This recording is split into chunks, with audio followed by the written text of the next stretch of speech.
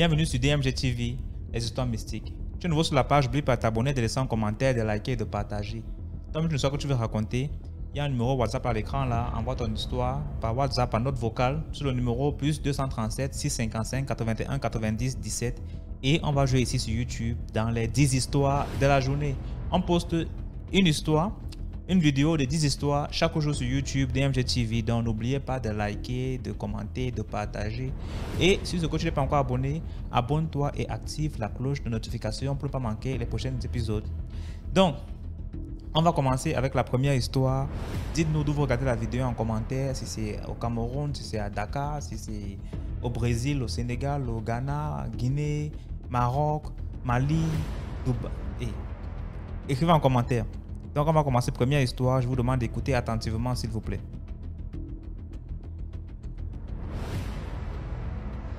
Bonjour DMG. Bonjour. C'est pour raconter une histoire qui m'est arrivée à moi personnellement. Je suis du Cameroun, mais je ne vis pas au pays. Je suis dans un autre pays d'Afrique. Je ne voudrais pas mentionner le nom. C'est une histoire qui m'est arrivée à moi personnellement. En fait, ça fait 2 ans que je suis arrivée ici et je suis restée comme ça. Je me suis dit, avec la mauvaise renommée des gens dans le pays où j'habite, où tout le monde fait des fétiches et tout ça, on ne sait pas qui on va rencontrer. Et je suis allée presque à 1 an et demi, j'étais seule. Et la solitude et tout ça, j'ai rencontré un compatriote. Je me suis dit, voilà quelqu'un, il est des miens, peut-être on peut mieux s'entendre. Ok, tout commence, je crois que c'était au mois de juillet.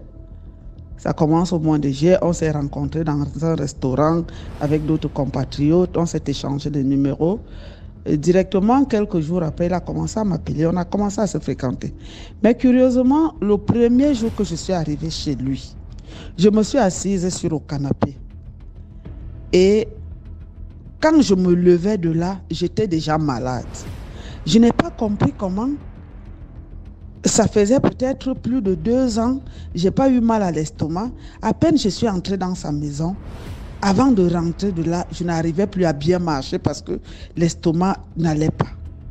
J'ai pris ça, je me suis dit peut-être que j'ai mangé quelque chose qui n'était pas bien et tout ça. Ok, j'ai négligé. Et en passant, moi je suis une personne moi je prie beaucoup et souvent, pas souvent, très souvent, quand quelque chose va m'arriver, le Seigneur me montre ça. C'est comme ça que lui et moi, on s'est mis ensemble, puisque moi-même, j'en avais besoin, avec la solitude et tout ça. C'était pas pour de l'argent, non. On s'est mis ensemble, on a commencé à se fréquenter. Je passais plus de temps chez lui. Un matin, je devais aller au travail. Il me dit, ok, moi, je suis entrée dans la douche, j'ai commencé à me laver. Pendant que je me lavais, il m'a retrouvé dans la douche. Il me dit, ok, comme je dois te déposer au travail, c'est mieux qu'on gagne du temps, on se lave ensemble. Pendant que moi, je faisais ma douche, il se lavait. Il se lavait les dents plutôt, excusez-moi. Et quand il a fini de brosser ses dents, avec le dentifrice et la salive et toute la saleté de sa bouche, il a craché sur moi.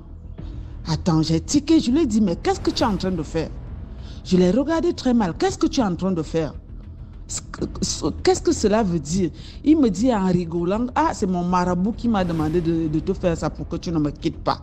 Je lui dis, mais ça c'est quelle histoire? Il me dit que non, je suis en train de blaguer. C'est parce que toi tu vois le mal partout. Ce n'est rien. Jusque là, moi je n'étais pas convaincue. On est parti, je suis allée au travail, j'ai travaillé toute la journée. Cette histoire, ça m'a beaucoup taraudé l'esprit. Je me suis dit, cette histoire, ce n'est pas pour rien. Ce n'est jamais pour rien. Je suis revenue le soir, je l'ai appelé. Je l'ai appelé maintes fois, le faire asseoir pour me dire ce que ça veut dire, pourquoi il m'a craché dessus. Il me dit non, c'est rien, lui, il était en train de s'amuser et tout ça. Je lui ai dit non, moi, ce n'est pas les amusements. Ok, ça, c'est parti. Un jour, quelque temps après, je me lève un mercredi, parce que les mercredis, généralement, je ne vais pas au travail très tôt. Le mercredi, je n'arrive pas à me lever. Je lui dis, je ne me sens pas bien. Je ne me sens pas bien. Je ne me sens pas bien. Du coup, je ne suis pas sortie pour aller au travail. Vers 14 h, il était là, il travaillait à la maison. Je lui dis, s'il te plaît, accompagne-moi à l'hôpital. Il me dit, non, non, non, lui, il est très occupé. Il est très occupé. Il a du travail en retard. C'est là où je lui dis, s'il te plaît, est-ce que tu peux me mettre dans le taxi afin que moi, je puisse moi-même aller à l'hôpital? Je suis allée à l'hôpital. Dès que le médecin m'a ausculté, m'a demandé, madame, vous êtes avec qui? Je lui dis, je suis seule. Il me dit, mais comment vous avez pu marcher seule jusqu'à l'hôpital? Il m'a ausculté, on m'a mis en observation, on m'a placé la perfusion. Apparemment, ma tension était montée à 18. Des choses que je n'avais jamais eues avant parce que moi, je n'ai pas les problèmes d'hypertension. C'est comme ça qu'en soirée, on m'a libérée, on m'a donné une ordonnance, je suis rentrée à la maison. Jusque-là, j'ai essayé de me remettre, ça n'allait pas toujours. Ça n'allait pas toujours. Je suis allée chez moi. Une nuit, le soir, j'ai prié, j'ai dit à Dieu, Seigneur, je sais que je me suis mis avec un homme, pourtant ce n'est pas ta volonté, parce que ce n'est pas ce que tu nous demandes de faire. Mais Seigneur, s'il te plaît, montre-moi ce qui ne va pas dans ma vie. Je me suis endormie, c'était même pas un sommeil, parce que généralement, quand le Seigneur, Dieu me montre des visions, c'est pas un sommeil profond. Quand je me couche, dès que je ferme un peu les yeux, c'est comme si c'est un rideau qui s'ouvre devant moi, je vois ce qui arrive. C'est comme ça que je vois, Dieu me montre dans mes rêves comment toute la partie, parce qu'il avait craché sur moi au niveau de la poitrine.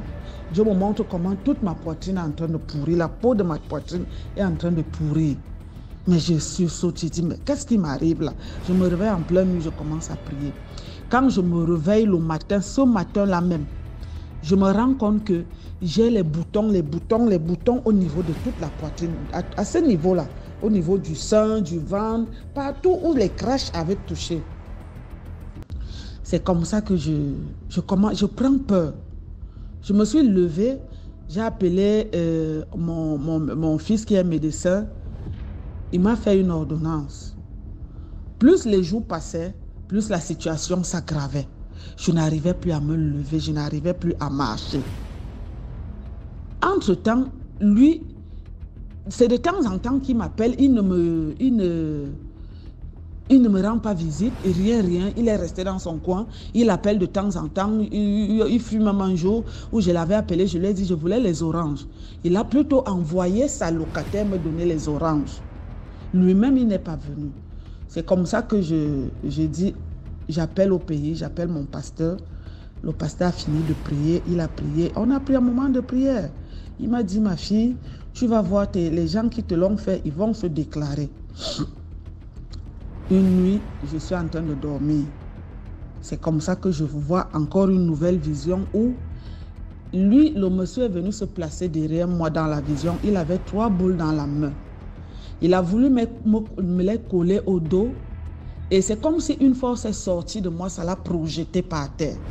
Dans le rêve, j'ai pris conscience. Quand ça l'a projeté par terre, il a commencé à s'enrouler. Je te dis, DMG, c'était comme dans la journée. Il a commencé à s'enrouler. Il dit, je brûle. Je lui dis, ah bon? Donc c'est toi qui es venu me faire tout ça? C'est toi qui m'as fait tout ça? Et j'ai continué à prier, à ajouter le trouble en lui, je me suis réveillée. Le matin, parce que j'ai fait ce rêve vers 5h30. Quand il était 8h, il était devant ma porte. Parce que chez nous, généralement, tu ne peux pas aller chez quelqu'un si la personne ne t'attend pas parce que toutes les portes sont verrouillées. C'est comme ça qu'il m'a appelé à partir du bas. Il me dit, ah, je suis en bas, je suis venu te rendre visite. Viens m'ouvrir la porte de l'appartement. C'est comme ça que la dame qui est venue rester avec moi, une amie qui est venue rester avec moi, je lui ai demandé d'aller lui ouvrir. On lui a ouvert la porte. Dès qu'il est entré chez moi, il s'est assis. Il n'a même pas fait 30 secondes. C'était comme s'il y avait des piquants dans la maison. Il est sorti comme si on l'avait barré, comme si on le poursuivait. Il est parti. Moi, j'ai continué dans la prière. Je me suis rétablie. Et depuis ce temps, ça c'est au mois de septembre. Depuis ce temps, la relation s'est arrêtée. On n'a pas eu de problème, rien. Il ne m'appelle pas, peut-être une fois après 2 semaines, il m'appelle. Comment tu vas? Je voulais vérifier si tu vas bien. Ok, ça a commencé j'ai commencé à me poser beaucoup de questions. Mais comment, à chaque fois qu'il m'appelle, il dit, je voudrais vérifier si tu vas bien. Dernièrement, il m'a appelé. Je travaillais, mon téléphone sonnait. Je ne l'ai pas décroché. Après, il m'envoie le message. Il me dit, juste pour ça, vérifier comment tu vas, est-ce que tu vas bien, est-ce que tu te portes bien. Je lui ai envoyé le message en lui disant, depuis que je ne viens plus chez toi, je me porte très bien. Et je lui ai, au-dessus de ça, je lui ai dit, il faut arrêter la sorcellerie. Sinon, ça va te conduire en enfer. Et DMG, depuis ce jour, il a bloqué mes numéros. Il m'a bloqué de partout. C'est un peu pour dire à mes frères, à mes soeurs plutôt, même aux garçons, quand tu rencontres quelqu'un, c'est pas toujours pour de l'argent qu'on nous fait du mal. Pas toujours. Le monde est devenu très méchant. Tu rencontres une personne, avec honnêteté, tu es avec la personne. Pourtant, la personne te fait des choses derrière. Avant de rencontrer, quand tu rencontres quelqu'un, avant d'aller avec une personne, s'il vous plaît, cherchez à savoir quelle est son identité spirituelle. Parce que beaucoup sont ici dehors en peau d'agneau. Pourtant, c'est des loups pour arracher nos vies, pour nous vider de tout ce que Dieu a déposé en nous. Donc, vraiment que nous fassions très, très attention, surtout les femmes, parce que la femme est plus victime que l'homme. Donc, c'est un peu ça que je voulais partager avec vous. Excusez pour la longueur de mon histoire. Ça m'est arrivé à moi-même. Donc, les femmes, prenons conscience. Moi, je ne suis pas une jeune fille, je suis une jeune femme, c'est vrai. Et c'est vrai, la jeunesse va avec les hommes à cause de l'argent. Mais aussi, il y a des bourreaux dehors. Même sans argent, même si tu es sérieux, sincère avec lui, il te fait du mal. Donc, c'est un peu ça que je voulais partager. Merci beaucoup pour l'histoire. J'espère qu'on apprend de cette histoire, tout le monde, moi-même aussi. Donc, laissez des likes, likez la vidéo, partagez la vidéo. On va passer à la deuxième histoire. Donc, écoutez attentivement s'il vous plaît. Laissez des likes et cliquez sur le petit pouce comme ça là.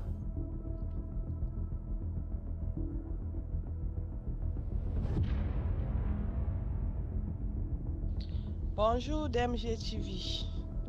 Ça fait quelque temps que je suis votre émission et j'ai décidé de raconter une histoire que moi aussi j'ai vécue. Donc, j'étais partie à Yaoundé en fin d'année 2020. En début d'année 2021, j'étais là à la maison, je ne connaissais personne, je n'avais pas d'amis, je regardais la télé, je suis tombée sur une chaîne de télévision dont je préfère taire le nom. Et je voyais, ils faisaient des programmes de prière, de louange et d'adoration. Et je regardais chaque jour, j'étais fidèle à leur programme. Et un jour, j'étais à la maison, je n'avais rien à faire. Je me suis dit que c'est mieux que j'aille j'aille regarder la télévision. J'aille participer à l'église au lieu de passer mon temps à la maison. C'est comme ça que je me rends donc à l'église à 16h, c'était un mardi. Dès que j'arrive, moi je croyais que c'était un programme de prière, de louange et d'adoration comme je connais. Mais on me fait savoir que c'est juste... Aujourd'hui, c'est une consultation prophétique que le prophète va consulter chacun à tour de rôle. C'est comme ça que on doit donner un cahier sur lequel chacun devait mettre son nom. On a écrit nos noms. Et dès que le prophète est arrivé, il a commencé à consulter. Donc, c'était à tour de rôle. Dès que mon tour est arrivé, on me dit que j'arrive, on m'appelle. Je monte sur l'estrade pour rencontrer le prophète. Dès que j'arrive, le prophète me dit que on a attaché mes pieds. Moi, j'ai eu peur, j'ai regardé mes pieds, je n'ai pas vu de lien. C'est comme ça que je voulais enlever mes chaussures. Il me dit, n'enlève même pas tes chaussures, monte parce que ton cas est difficile. J'ai quand même enlevé mes chaussures parce que tout le monde a levé les chaussures avant de monter sur le tapis. C'est comme ça que j'enlève mes chaussures, je m'assois. Il me dit que ouais, maman, on a voulu attacher tes pieds. Je lui dis que c'est qui? Il me dit que c'est une femme. Elle s'appelle maman Victorine. J'ai fouillé dans ma tête. Je lui ai dit que je ne connais aucune femme au nom de maman Victorine. Il me dit que je ne peux pas la connaître parce que c'est le nom avec lequel elle opère dans la sorcellerie. Je suis restée tranquille. Après, il me dit que tu es venu voir ou tu es venu trouver la solution. Il dit que je suis venu trouver la solution parce que moi, j'avais un peu peur parce que je me disais que ce n'était pas ce à quoi je m'attendais. Donc, je me suis assise, je suis restée assise. Il me dit que je vais donner mon offrande. J'ai dit quoi à l'argent? Il me dit que oui. J'ai ouvert mon porte-monnaie de 2000. Mon porte-monnaie, j'ai pris un billet de 2000, j'ai déposé. Il a fait sortir une poterie, c'est un petit canari en terre cuite, couvert d'un mouchoir blanc. Il a enlevé le mouchoir, j'ai mis les 2000 dedans, il a recouvert avec le mouchoir. Il a recouvert le canari avec le mouchoir. Il me dit que quand il fait sortir le mouchoir, si le canari, si c'est que c'est une histoire très compliquée. Je suis restée tranquille. Il ne faisait que me demander si je suis venue voir ou bien si je suis venue trouver la solution. Après, il m'a demandé si je fais comment pour... je suis mariée. J'ai dit non, je travaille. J'ai dit non. Il dit que tu fais comment pour subvenir à tes besoins. Il dit que je vis en famille. Ma famille prend soin de moi. Il me dit qu'ok. Aujourd'hui là, on va te délivrer. J'ai dit qu'ok. Il ne faisait que me demander, tu es venu pour voir ou bien tu es venu trouver la solution. Je lui ai dit que ouais, je suis venu trouver la solution. C'est comme ça qu'il a appelé. Il me dit qu'il a appelé une femme. Maman ancienne. Dès que maman ancienne est arrivée, il dit à maman ancienne, on a failli gâter la fille ici, mais aujourd'hui là c'est fini. On va lui faire 4 bains de purification. C'est comme ça que j'ai suivi maman ancienne dehors. Maman ancienne m'a fait asseoir sur un hangar, sur un canapé. Je me suis assise. Il y a un monsieur qui était là dans la cour, il avait une veste rouge. Il était placé là, il y avait une fille. Elle a puisé l'eau, elle est partie poser l'eau dans une chambre. Elle est sortie, le monsieur en veste rouge s'est enfermé dans la chambre. Et puis, quand il s'est enfermé dans la chambre, après il est sorti. Dès qu'il est sorti, il a pris l'eau. La jeune fille est partie porter l'eau, elle l'a mis aux toilettes derrière. Maman ancienne m'a dit de venir. Dès que je suis venue, j'entre, je trouve que ce sont les toilettes. Elle me dit que d'entrer, j'entre, je trouve que c'est les toilettes, il y avait une chaise. Elle me dit pose ton sac, je pose mon sac. Elle me dit déshabille-toi. Je dis quoi la mère? Je ne suis pas venue me laver à l'hôpital. Elle me dit à l'église. Elle me dit que comment ça, tu n'as pas entendu ce que le prophète a dit? Il a dit qu'on te fasse 4 bains de purification. J'ai dit non, moi je ne suis pas venue me laver, je ne me lave pas à l'église. Elle a insisté jusqu'à j'étais aussi catégorique. Pendant ce temps, j'ai essayé de regarder l'eau qui est dans le seau. Cette eau avait été rouge, ça avait la couleur de la grenadine, avec de l'huile au-dessus et une calebasse noire à l'intérieur. J'ai eu peur, il a dit que je ne me lave pas, j'étais catégorique. Elle m'a dit que ok, comme tu ne te laves pas, viens alors. Je suis revenue m'asseoir sur le canapé, c'est comme ça qu'elle est partie appeler les hommes dans son église. Là-bas, ils sont à l'église, ils étaient peut-être 4 ou 5. Ils sont venus. Ils voulaient me persuader de me laver. Ils m'ont dit que voici la Bible, ils m'ont donné la Bible, que je dois lire le livre d'Esther. J'ai pris la Bible, j'ai commencé à lire le livre d'Esther. Ils me disent que on a lavé Esther pendant 365 jours dans la Bible pour qu'elle devienne reine, pour qu'elle soit intronisée reine. Mais moi, je suis une femme chrétienne, je connais la Bible. J'ai dit, mais comment? On n'a pas lavé Esther, on lui a juste remis des parfums, des aromates et puis des huiles pour qu'elle se lave, elle se oigne, pour qu'elle soit belle le jour qu'elle va rencontrer le roi. Ils ont commencé à me persuader de me laver. Moi aussi, j'étais catégorique. Il y a le monsieur qui était en veste rouge, a commencé à gronder. Quand on vous dit de vous laver à l'église, vous ne voulez pas. Mais quand c'est chez les marabouts, vous partez vous laver. J'ai dit que vous m'avez vu chez les marabouts. Je ne me lave ni à l'église, ni chez les marabouts. Moi, je crois que c'était juste un programme de louange et d'adoration. Mais comme c'est déjà affaire de se laver, moi, je ne me lave pas. Parce que moi, j'ai refusé de me laver parce que je savais qu'on ne manque pas sa nudité à n'importe qui. N'importe qui ne regarde pas la nudité de quelqu'un. C'est comme ça que j'ai refusé de me laver. J'ai dit qu'en tout cas, moi, je rentre. Je ne veux plus, je pars. Ils ont dit que comment ça, je dois d'abord rentrer là-bas dehors, aller rencontrer le prophète.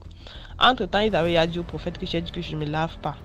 J'ai dit que non, ça va. Moi, je ne vois plus, je ne vais plus aller rencontrer le prophète, je pars. Ils ont insisté que je dois d'abord rencontrer le prophète avant de rentrer. Quand je suis allé rencontrer le prophète maintenant,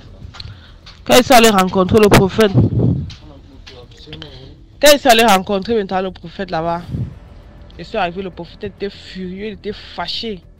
Il me dit qu'on a dit que tu as dit que tu ne te laves pas, dis-moi pourquoi. Il dit que moi je ne connais pas le bain qu'on prend dans les églises. Il me dit quoi? Il dit que je ne connais pas le bain qu'on prend dans les églises, là moi je ne me lave pas.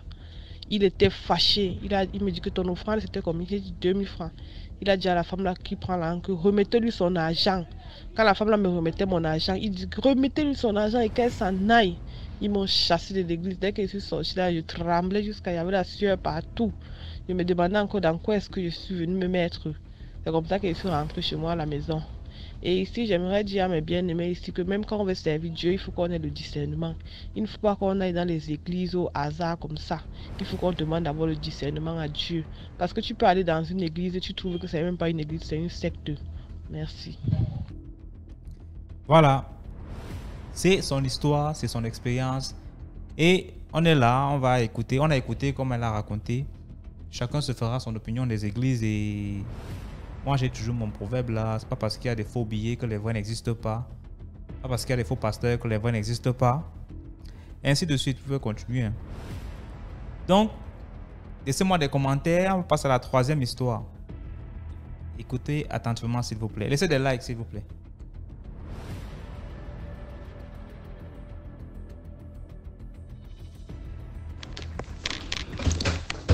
Bonjour DMG, j'espère que ça va bien et que le petit village se porte bien. Vraiment, les histoires sont de plus en plus édifiantes, tout ce que j'entends. Et j'ai entendu l'histoire de la petite qui parlait la dernière fois. J'ai eu beaucoup de peine. Franchement, faisons vraiment attention parce que en plus c'est édifiant, ça fait peur quoi. Nous vivons dans un monde que nous ne maîtrisons pas, qui fait vraiment peur. Voilà, moi je vais te raconter une histoire que j'ai vécue avec mes sœurs dans les années 90. En 90, le président avait décrété une année blanche. Donc du coup, on partait plus à l'école. On devait plus aller à l'école. Donc mon père a décidé comme ça que de partir au village. De partir au village pour passer tout le temps là-bas au lieu de rester à Abidjan s'emmerder et tout. Comme ça, on part au village et tout chez mon oncle. Parce que lui n'avait pas encore terminé sa bâtisse. Donc, on est parti au village chez mon oncle. La première semaine, les choses se passaient bien. La deuxième semaine, les choses se passaient bien. Et après la semaine qui a suivi, il y avait... on regardait à l'époque, ceux qui connaissent en Côte d'Ivoire, chose comme on appelle les ciné-nuits. C'était des films qui passaient les samedis soirs à partir de 23h jusqu'à minuit 30. Le film finissait. On va se coucher. C'est dans l'ouest de la Côte d'Ivoire, à Diokwe pour ceux qui savent. Pour les Ivoiriens qui sont ici sauront. Et on va se coucher. 1 heure après, on entend des pas de bottes dans la maison. Comme un défilé militaire, quoi. Là, c'était va-et-vient, en un point fini. On n'a pas pu fermer l'œil. On est resté là, on avait peur. Et surtout, quand on est arrivé, il y avait toujours un hibou derrière la maison. On ne comprenait pas trop. On s'est dit... Quand on en parlait à ma tante, à la femme de mon oncle, elle trouvait toujours quelque chose à redire. Moi, elle n'était pas très gentille, elle n'était pas très serviable, donc amicale. Donc, elle, on ne s'occupait pas trop d'elle. Donc, quand on a entendu les pas, on allait voir mon oncle, on lui a expliqué, « Ah, mais tonton, dans la nuit, on a entendu tel pas et tout. » Il a dit, « Ouais, vous ne venez pas déranger, nous perturber notre existence ici. Vous, les gens, les trucs de la ville, nous, ici, on est là, il n'y a pas de tout ça et tout. » Oh, ok. L'après-midi, on allait chez mes cousins et puis on leur a expliqué. Mes cousins, non, que ce que vous dites, c'est vrai parce que la famille qui était là avant vous vivait des événements assez étranges dans cette maison-là. Que la fille même elle a eu des problèmes, elle est devenue pratiquement folle. On s'est dit, oh, donc du coup, on n'est pas fou. Ça fait qu'on ne dormait pas trop à la maison, on dormait chez les cousins, on dormait un peu par-ci, par-là. J'ai des cousins qui venaient nous chercher, on faisait 2 jours avec eux. Après, la petite sœur de mon papa est venue nous chercher, on est parti au village, on est resté là-bas tout le temps. Et 2 semaines avant de repartir sur Abidjan, on est revenu chez mon oncle parce qu'on avait toutes nos affaires là et tout. Et ma grande sœur avait son fils, notre première, elle avait son fils qui avait 2 ans, qui se lavait et tout, elle est en train de le laver et puis il a crié maman, le monsieur, il montrait du doigt monsieur, bon, il parlait pas bien et tout, mais l'enfant n'était vraiment pas bien. Et tout ça, on dit à mon oncle qui dit que c'était des bobards. On s'est dit ok, il n'y a pas de souci. Quand on est rentré, on en a parlé aux parents, les parents se sont dit bon, c'est des vieilles bâtisses et puis c'est le village, donc il y a forcément des petits trucs. Bon, ils n'ont pas considéré. 2 mois après, ils appellent les parents pour dire que la femme de mon oncle a été hospitalisée d'urgence. Donc les parents maintenant vont aux nouvelles et on lui explique parce qu'elle vendait de la viande. Donc du coup elle s'est réveillée à 4 h du matin, le temps de se préparer et puis elle rencontrait les chasseurs à mi-chemin. Elle prenait du gibier qu'elle partait revendre au marché. Donc ce jour-là, comme elle a l'habitude de le faire, s'est réveillée à 4 h du matin. Elle allait prendre sa douche et en sortant de sa douche, elle est tombée nez à nez avec le monsieur. Il te l'a tabassé normalement, chicoté normalement comme son enfant. Elle était couverte de bleu partout, elle ne pouvait même pas parler. Et elle est tombée, les gens ont entendu le bruit, ils sont venus ils l'ont envoyé à l'hôpital et tout, elle était inconsciente. Et quand elle s'est réveillée, elle a dit à son mari donc qu'elle ne reste plus dans la maison, qu'elle a été chicotée par un revenant.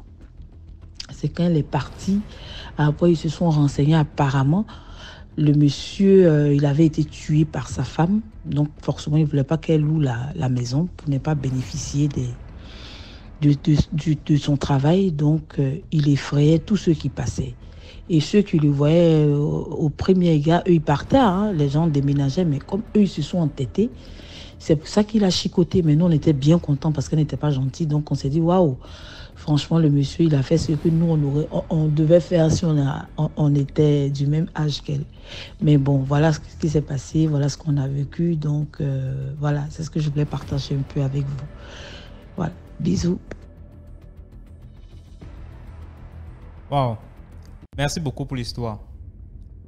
Dites ce que vous pensez en commentaire. On passe à la quatrième histoire. Quatrième histoire. Écoutez attentivement, s'il vous plaît.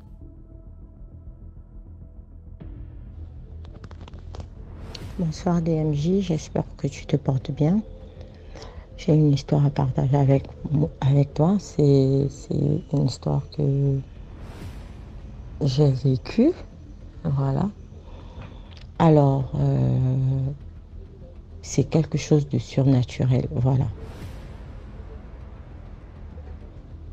Je vais dire aux parents, avant de raconter cette histoire, que il y a des choses qu'il faut éviter de faire dans la vie avec les enfants. Dès que ton enfant a une grande note, ton enfant est premier de la classe, ton enfant excelle dans les études, tu lui as dit à tout le monde, oh, ma fille a eu première de sa classe, hein. Ma fille elle est comme ça, hein. Oh, mon enfant est comme ça, oh, mon enfant est comme ça. Tout le monde n'est pas d'accord n'est pas content pour la réussite de vos enfants. J'interpelle les parents qui, moi je vais dire, qui vendent leurs enfants, qui exposent leurs enfants. Voilà. Donc c'est un peu ça. Déjà j'ai commencé les études. J'étais vraiment, pour les personnes qui vont reconnaître mon thème vocal, qui écouteront cette vidéo, ici au Gabon, ceux qui ont fréquenté avec moi beaucoup, qui vont reconnaître, les parents et consorts, savent que j'étais vraiment une bombe à l'école. Hein. J'étais toujours entre les 2 premiers, jamais entre les 3 premiers. Mon cycle primaire, j'avais toujours les tableaux d'honneur. Quand j'ai eu mon CEP, j'ai eu mon CEP très tôt, à l'âge de 8 ans. J'avais 9 ans. C'est là où j'ai eu mon CEP. Donc, ça me faisait quoi, 9 ans en 6e. Et à l'époque, c'était des... Pour trouver en 6e, tu restes avec les papas, les mamans. En 6e, les filles qui avaient déjà les seins, d'autres qui avaient déjà des enfants, tout ça là, l'école publique au Gabon, tout le monde connaît à l'époque. Voilà, donc pour dire que j'ai eu mon CEP en 2004, voilà. Quand je suis arrivée en 6e, c'est là où tout a basculé dans ma vie. Déjà, mon père et ma mère me discutaient à chaque fois. L'autre dit non, je veux garder. L'autre dit non, c'est pas pour toi, non, c'est pas... Et à chaque fois, mon père me sortait toujours des paroles. Si tu restes avec ta mère, tu ne seras jamais comme ça. Tu ne vas jamais faire comme ça. Et il y a des paroles qui ne partent pas sans faire effet. Il y a des paroles qui ont des impacts sur la vie de vos enfants. Les paroles que vous sortez sur la vie de vos enfants ont toujours un impact, peu importe. Donc du coup, mon père disait toujours, si tu restes avec ta mère, tu seras bête. Si tu fais comme ça, tu seras comme ça. Et c'est nanani, nanana. Donc, du coup, quand j'arrive en 6e, moi, je dis à mon père que par rapport aux conditions, avec là où je vivais avec lui, qui n'était pas bonne, tout ça là, puisqu'il ne vivait plus avec ma maman, je dis à mon père que non, moi, je ne veux plus rester chez toi. Je préfère aller chez ma mère. Et du coup, les deux m'ont discuté et on a dit à l'enfant de choisir. tu veux rester où, chez ton père ou chez ta mère? J'ai dit, je vais chez ma mère. Donc du coup, mon père a dit, ok, d'accord, va chez ta mère, mais on verra. Et je vous jure que j'ai commencé à broyer du noir en classe de 6e. Je ne voyais plus rien à l'école, je ne comprenais plus rien. À chaque fois que j'arrivais à l'école, j'étais déjà partagée entre deux mondes, hein, déjà, entre le monde physique et le monde spirituel. Parce que quand je suis arrivée en 6e, je commençais à communiquer avec les morts. Moi, je voyais des gens morts que mes copines à l'école ne voyaient pas. Donc, tout le monde m'appelait à l'école la folle. Tout le monde disait que j'étais folle, je piquais des crises. Et quand j'arrive à l'école, il y a des serpents partout sur les tables bancs. Je n'arrive pas. À chaque fois que je vais recopier les leçons, je vais voir soit un monsieur qui me dit que si tu recopies la leçon, tu vas voir ce que je vais te faire. Et après, on me chassait toujours de l'école. Donc, j'avais plein d'événements surnaturels, bizarres, que je disais à mes parents. Je disais, je vois comme ça, je vois comme ça. On disait, oh, elle est folle. Oh, l'enfant là, elle est folle. L'enfant là, elle est comme ça, elle est comme ça. Mais moi, je voyais. J'avais atteint un stade où, DMJ, si tu dois mourir demain, je vais te dire, écoute, demain, tu vas mourir parce que là, je te vois dans ton cercueil en train de porter ta croix et tu es là en train de te pleurer. C'est toi qui vas mourir demain. Et je communiquais avec des gens qui me disaient toujours comme ça. Et il y a des gens qui mouraient, qui me disaient, est-ce que tu peux aller voir mes parents là-bas? Tu dis que je ne suis pas encore partie. Je suis là, je gère. Et là, à l'époque, je vivais à Ovendo. Donc, il y avait eu un jeune, on était tous novices dans le quartier, nouveau dans le quartier, on venait à peine d'arriver. Donc, il y a un jeune d'Aoun qui apprenait à Oungou qui était mort. Je ne sais pas, par noyade et tout. Donc, à chaque fois, il venait à ma barrière, je le voyais, je parlais toujours avec lui. Le soir, il était toujours en tenue. Je dis, mais tu fais quoi en tenue? Il me dit, non, je ne peux pas arriver chez moi, je suis seule, abandonnée, mais va à telle maison là-bas, tu dis à telle dame que moi je suis là, je ne suis pas encore partie. Il faut qu'il trouve le moyen de me faire partir. Donc j'allais souvent dans les maisons des gens, aller donner les nouvelles, des gens morts, et je m'étais fait des amis surnaturels, des amis esprits, parce que avec des amis de notre monde là, d'autres n'arrivaient pas à m'accepter. J'avais une amie, paix à son âme, elle m'acceptait telle que j'étais en classe, à l'école. Elle me disait, je sais que tu n'es pas folle. Si tu dis que tu vois des choses, c'est vrai. Mais je voyais des choses. Et après, à la maison, même en famille, quand je disais aux gens, quelqu'un de la famille, mais tu vas mourir, on me frappait dessus. Je suis malade, on appelle ma mère, ta fille est folle. On me peut dire que je vais mourir et tout ça là. Même pas 3 mois, la personne meurt. Donc, c'était un peu ça. Et j'avais la capacité de voir le mauvais esprit qui animait les gens. Donc, moi, quand j'allais au marché, c'est déjà un truc que j'aime plus trop faire. C'est depuis que j'ai plus ça que je vais au marché, hein, le marché de Montbouet. Quand j'arrivais au marché de Montbouet, la majorité, sur 100%, on va dire, on avait peut-être une affaire de 60% qui était normale, des personnes normaux. Et le reste, ils avaient la tête en bas, les pieds en l'air, ils étaient genre à l'envers. Et après, il y a d'autres qui étaient animés par des esprits de singes. Il y a d'autres, je voyais le crâne. Il est devant moi, il me parle, c'est juste le crâne. D'autres, c'est le squelette. Donc, du coup, j'étais entre deux mondes. Franchement, j'étais entre deux mondes. Et on me disait que j'étais folle. On me disait que j'étais folle. Il a fallu que j'aille dans des églises et tout pour qu'on essaye de faire des prières, aller voir des prêtres. Je vivais à l'église, j'ai fait plus de 6 mois, 1 an dans une église. Dans une église, j'ai dû arrêter l'école parce que à chaque fois que je touchais un cahier ou un livre, j'avais un de ces maux de tête qui ne me lâchait pas. Si je ferme le cahier ou le livre, j'ai pas mal à la tête. Mais à chaque fois que je vais étudier les leçons, je veux lire un livre et tout, soit le sommeil, soit j'ai mal à la tête. Automatiquement, je dors devant le cahier, je dors en classe. Soit il y a les serpents, je vois plein de trucs bizarres, jusqu'à ce que on m'a chassée à l'école. Dans mon rêve, l'esprit est arrivé, il m'a dit, écoute, si je te vois encore à l'école, tu vas mourir, donc de toutes les façons, tu dois 500 à l'école, donc je ne vais plus jamais te revoir. Le même jour que je suis allée, le lendemain, après le rêve, je suis allée à l'école. J'ai perdu connaissance, je me suis retrouvée en réanimation. Je ne suis plus jamais allée à l'école. Je ne suis plus jamais allée à l'école. Mais mes parents n'ont cessé de me discuter. Ils n'ont cessé de me discuter. Faites vraiment attention. Et je peux dire que par rapport à cela, ça a foutu ma vie en l'air. Ça a foutu mes études en l'air. Moi qui étais brillante avant,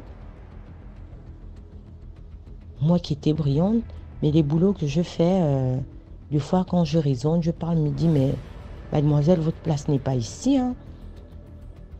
Vous êtes, vous n'êtes pas faite pour être là. Pourquoi vous n'avez pas terminé les études? C'est par rapport aux circonstances de la vie. Donc je tenais à dire aux parents, faites attention. Les hommes avec qui vous faites les enfants, les femmes avec qui vous faites les enfants. Évitez de discuter les enfants, évitez de faire le bruit sur les enfants parce que l'ennemi peut profiter par là. L'ennemi peut profiter par là de cette occasion pour gaspiller l'enfant. Tout ce qui a de bien, ce qui arrive de bien à votre enfant, qu'il soit intelligent en classe ou qu'il soit maboule en classe, prenez tout, mettez ça dans votre ventre, fermez vos bouches. On était dans une cour commune. Les enfants des autres qui étaient bêtes. Vous pensez que les parents étaient contents? Bon, pourquoi il n'y a qu'elle? Et c'est moi qui ramenais les tableaux d'honneur dans la famille. C'est moi qui amenais les tableaux d'honneur sur toutes mes cousines et moi dans la cour.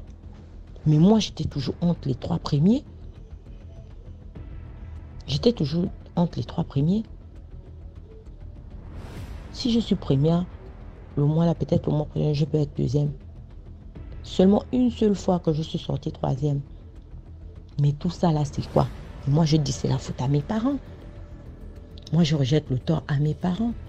Parce qu'avant, dès que j'ai le tableau d'honneur, tout le monde est déjà au courant. Oh, elle a eu comme ça. J'ai un petit truc. Oh, elle a eu comme ça. Ma fille comme ça, mon fils comme ça. Non. Non. Vous savez que nous sommes en Afrique. La famille africaine n'est pas... Elle n'est pas du tout bien. Même les frères et sœurs, tout le monde ne peut pas se réjouir du bonheur des enfants des autres. Tu ne vas pas être heureux, l'enfant de l'autre fait l'école, toi ton enfant il est maboule. À un moment donné, ça frustre. C'est pour vous dire quoi? Quand vous avez vos enfants travaillent bien à l'école, qui travaillent bien ou pas, gardez ça pour vous.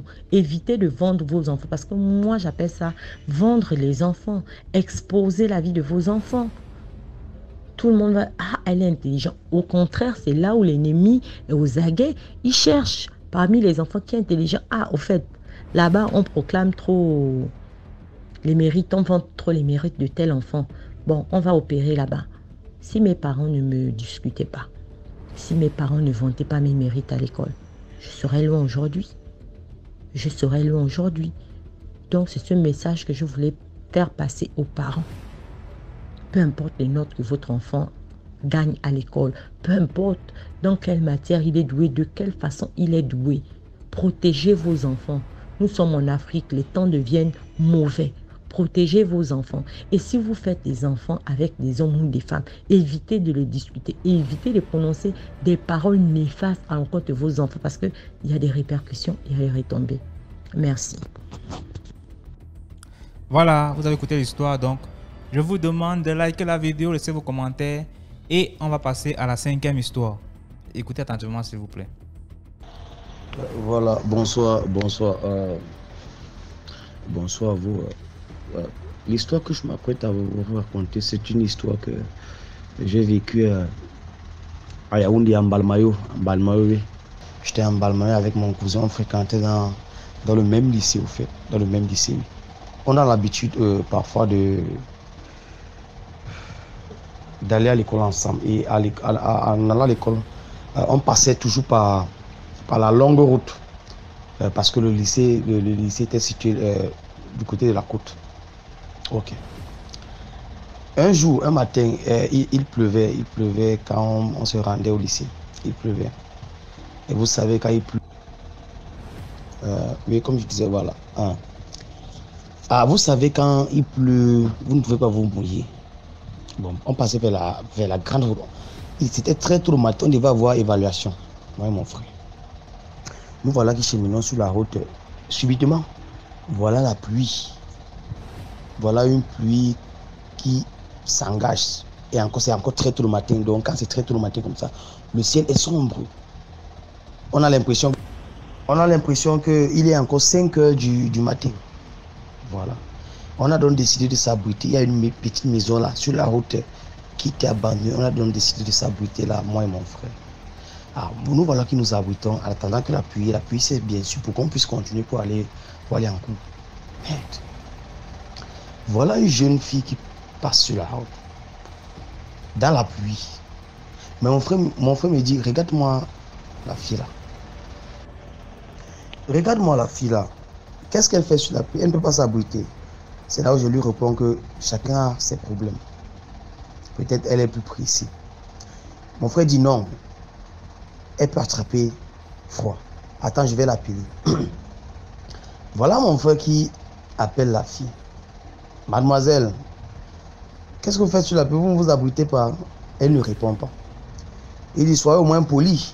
Vous connaissez les garçons. Quand il veut peut-être aborder quelqu'un, c'est l'expression qu'on utilise. Qu'est-ce que vous faites sur la pluie? Vous ne vous abritez pas? Elle n'a pas répondu. Il est quitté où nous on était. Il est parti vers elle. Elle a dit non, je suis pressé, on m'attend loin. Mon frère lui dit, on t'attend loin, mais abrite-toi au moins avant que la pluie finisse, avant que tu continues ton chemin. Elle dit, ok, merci. Mais il ne faudrait pas que 7 heures me trouve. Il dit que même si 8 heures te trouve, l'essentiel c'est ta santé. Mon frère tient dans sa main, il s'abrite. On s'abrite, on parle de rien du tout. Il commence à la faire la cour. Tu es jolie, je ne sais pas pourquoi tu te mouilles. Mieux, même tu ne partes même pas. C'est où là où on t'attend là, c'est quoi? C'est ce que on va faire en sorte que une belle fille comme toi souffre comme ça. Bon, c'est comme ça qu'ils ont commencé. Je suis changé de numéro. Bon, elle a dit à mon frère, donne-moi ton numéro. Je vais t'appeler. Mon frère lui a dit non, donne-moi aussi ton numéro. Elle a dit que non, si tu ne veux pas, tu peux laisser. Mon frère a donc décidé que ok, il a copié son numéro sur un bout de papier. Il lui a remis. Nous voilà qui rentre.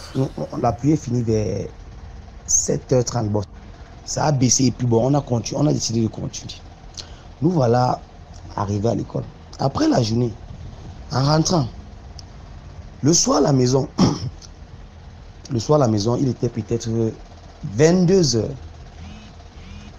Il était 22h et nous étions à la maison. Voilà un numéro qui l'appelle. Oui, bonsoir. C'est moi que tu as... C'est avec moi qu'on était le matin quand vous avez décidé que je vais m'abriter avec vous. Je veux te voir. Mon frère lui dit, hey, mais tu veux me voir, c'est à l'heure-ci que tu veux me voir. Renvoyons ça au matin. Elle lui dit, non, si tu ne veux pas venir maintenant, tu laisses. Vous savez, les hommes, quand vous voulez quelqu'un, parce qu'elle était très belle, elle était très très très très belle même. C'est là où mon frère décide de sortir de la maison, à l'exception de la mère. Il passe donc par la fenêtre de derrière pour aller rencontrer la fille. La fille lui dit, sors juste, je vais te voir. Donc, elle connaissait déjà la maison, sans qu'on lui amène dans la maison. Hein. On ne l'avait jamais conduit à la maison. Mais elle était là devant la porte, parce qu'on avait une porte en tôle là, avec des murs griffonnés. Elle était juste là dehors. Elle était là dehors. Mon frère décide de sortir. Il la voit maintenant dehors. Il dit, hey, qui t'a montré ma maison? Elle ne répond pas. Elle dit que j'étais juste... C'est tout ce qu'elle lui a dit, c'est que j'étais juste suivi. Bon. Il dit que oui. Pourquoi tu me vois à cette heure? Pourquoi ça ne pouvait pas attendre le matin? Elle dit que non. Le matin, moi je travaille loin. On ne pouvait pas se voir le matin. Mon frère lui dit, ok, qu'est-ce qu'on peut faire à cette heure-ci? Elle dit que je veux qu'on passe la soirée ensemble. Mon frère lui dit, non, je viens encore chez nous, je fréquente. Si mes parents se lèvent là, ils ne me voient pas, ça serait le problème. Renvoie ça une autre fois, peut-être quand les parents seront pas là, ils vont se déplacer pour Yaoundé. Je pourrais t'inviter, on pourra passer la soirée ensemble. Elle dit non, je veux que ça soit aujourd'hui. Mon frère lui dit, ok. Mon frère vient, il dit, laisse-moi, je vais parler à mon frère pour qu'il me couvre. Il monte maintenant, il vient à la maison, il me dit que, gars, la fille là, elle me dit qu'elle veut qu'on passe la soirée. Moi, je lui dis, elle veut que vous passiez la soirée ou demain il y a coup. Il dit que je ne sais pas. Elle a dit qu'elle va m'amener. Je dis que moi, lui, je sais que dit à mon frère, c'est que, gars, il faut être prudent. Il dit que non, c'est une fille naïve. Peut-être elle a aussi besoin de quelqu'un avec qui reste. Qui sait, peut-être c'est ma chance comme ça. Gars, je vais d'abord saisir, couvre-moi. C'est là où le gars part. Donc. Et moi, maintenant, je décide donc de le couvrir. Mon frère part. Moi, je lui dis avant de partir, c'est la nuit. Fais d'abord ta petite prière. On s'est donc concerté. Il a fait sa petite prière, il est sorti, il est parti. Moi, j'étais là. J'étais éveillé. Tout ce que mon frère m'a raconté. Voici le problème. Quand ils sont partis jusqu'à la grande route. Il y avait une voiture garée. Elle a dit qu'entre dans la voiture. Il a dit que c'est la voiture de qui? Il y avait un chauffeur à l'avant de la voiture. On ne voyait même pas le visage du chauffeur. Le chauffeur était bourré de gangs noirs. On ne voyait même pas son visage. Elle lui a dit, entre dans la voiture. C'est mon chauffeur, c'est ma voiture. Je tiens à te remercier pour le geste du matin. Tu m'as beaucoup aidé. Mon frère était bon. Il était flatté, il était indompté. Que non, il est tombé sur une fille riche. Il ne se faisait même pas d'idée. Elle dit que maintenant, on va aller chez moi. Tu vas voir ma maison. Il dit que ok. Ils ont roulé jusqu'à 2 h du matin. Il dit qu'ils ont roulé jusqu'à un niveau, il a demandé que mais ta maison est que où? Et pourquoi on parle, il n'y a même plus de maison, on ne voit rien en route. Bon, ils ont roulé sur une route, ils ne voyaient plus rien en route. Absolument rien. Ils ne faisaient que rouler. À un moment, ils ont traversé un pont. Dans la nuit, il était 2 h. Il était dans la voiture avec lui et le chauffeur qu'on ne voyait pas son visage. Ils ont traversé un pont. Après le pont, ils ont roulé. À un niveau, la maison était là. Une maison, la maison était là. Ils sont entrés dans la maison. La maison était là. Quand ils sont arrivés, la porte de la maison s'est ouverte. Ça s'est ouvert seul. Ils sont entrés, le chauffeur a garé la voiture. Ils sont entrés. Mon frère, dans la maison où ils sont entrés, il n'y avait pas de chaise. Il y avait juste un grand tapis au salon. Il n'y avait rien. Il y avait un tapis, une ampoule. Il n'y avait même pas un ustensile de cuisine ou bien de meubles à la maison où ils étaient. C'est là où il a commencé à paniquer. Il a senti que quelque chose n'allait pas. Il a senti qu'il était entre de mauvaises mains. La fille lui dit, assieds-toi, je vais t'amener à manger. Avec la peur, bon, il ne voulait pas aussi attirer son attention. Il a dit, ok, il s'est assis. Elle est entrée dans la chambre. L'erreur qu'elle a fait, c'est qu'elle n'a pas totalement fermé la chambre. Mon frère paniquant, avec la foi en lui, il s'est levé, il s'est dirigé vers la cuisine, il a commencé à paniquer, il s'est dirigé vers la chambre où elle était. Il s'est dirigé vers la chambre. Quand il est arrivé dans la chambre, c'est là où il lui a vu, Ambia en torse noir, en train d'incanter le repas. Elle a incanté un repas, un gros poisson avec un jus de grenadine.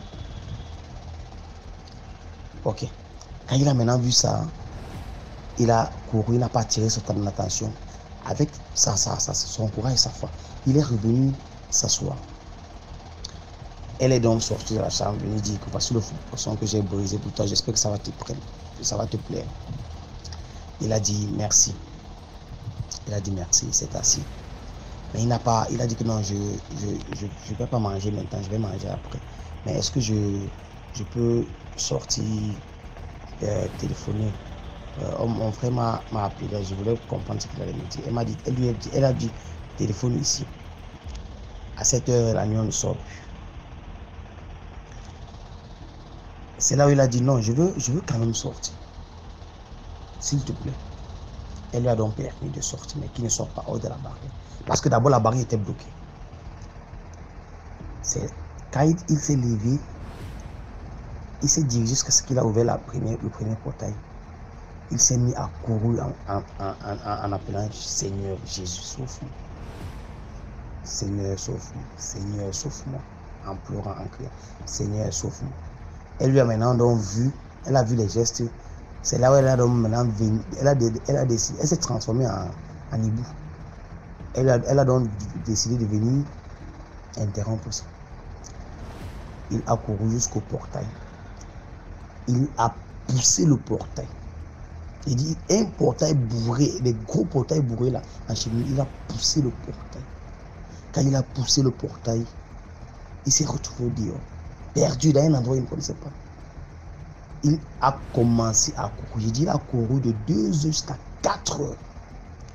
Il s'est retrouvé en criant, en pleurant. Jusqu'à 4. Seigneur, fais en sorte que rien ne m'atteigne. Seigneur, que tout ce qui va m'arriver soit nul et sans effet. Je te prie, oh Seigneur, Seigneur, ne me laisse pas. Il s'est retrouvé, quand il courait. À un moment, il était épuisé. Parce que vous savez, on ne peut pas faire plus de 2 heures de temps de course. La nuit, sans torche, tu ne connais même pas où tu pars. Il ne faisait que courir. Il ne faisait que courir. Abattu.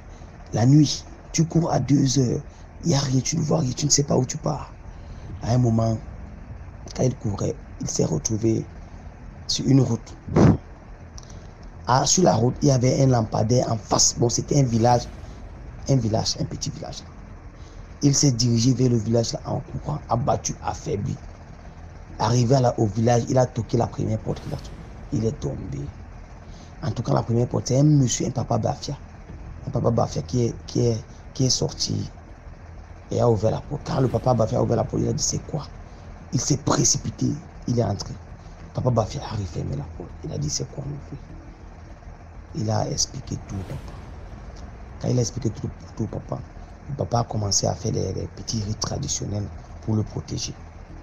Il a fait des petits rites traditionnels pour le protéger. Il lui a blindé. Ils sont restés en prière jusqu'au matin. Jusqu'au matin. Il n'a pas pu dormir. Jusqu'au matin. Il était dépassé par ce qu'il arrivait.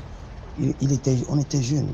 On avait à peine 19 ans. Oui, c'était 19 ans, je crois. C'était 19 ans. C'est où le matin? Parce qu'il était à 70 km de notre village. Le village, c'était quoi? C'était Ikok, un truc comme ça. Quand il a dit il sortait le matin dont le papa et lui, ils ont emprunté une moto. Ils ont emprunté une moto à...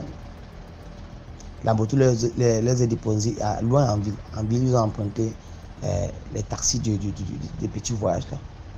Avant que les taxis des petits voyages là soient revenus jusqu'à la maison.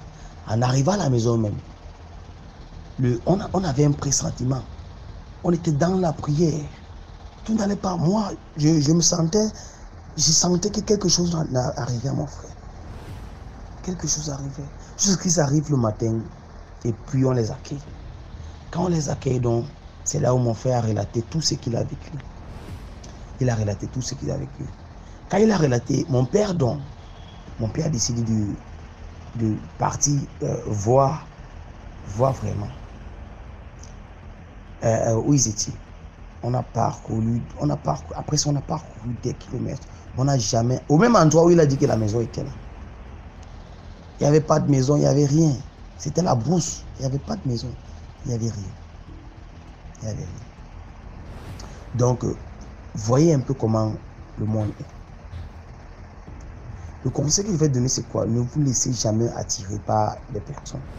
Quand vous sentez que quelque chose ne va pas en vous, quand vous sentez que vous voyez que quelque chose ne va pas, ce n'est pas un bon signe, c'est une mauvaise personne. N'interpellez même pas la personne. Parce que c'est cette tentation. Ils sont en nombreux dehors, nombreux partout. Partout dans tous les coins. Ils utilisent 1001 manières. 1001 manières pour assombrir les gens. Pour atteindre les gens. après ça, jusqu'au bout.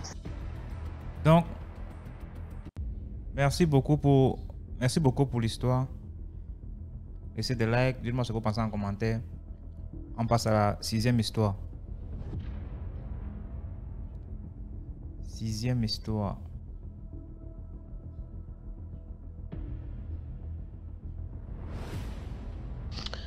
Bonsoir DMG, joyeuse fête à tout le monde. Voilà, c'est encore moi. Bonsoir. Je vais expliquer, j'ai tellement d'histoires qui me sont arrivées dans ma vie là. Mais bon, on va aller pas à pas. Tout ça, c'est pour amener les gens à comprendre beaucoup de choses. Moi, je partais beaucoup au pays parce que j'avais fait un petit bar là-bas. Courant 2007, fin 2006-2007. Donc j'étais très souvent, j'étais régulière à Abidjan. Et je me suis, à l'époque, il y avait encore un vol qui passait, qui était un peu plus moins cher que les autres, le vol libyen à Kia. Donc j'aimais bien prendre ça. Et à Abidjan, les gens qui travaillaient sur le vol, c'est-à-dire chef d'escale, qui faisaient les contrôles ou au comptoir pour les bagages et tout.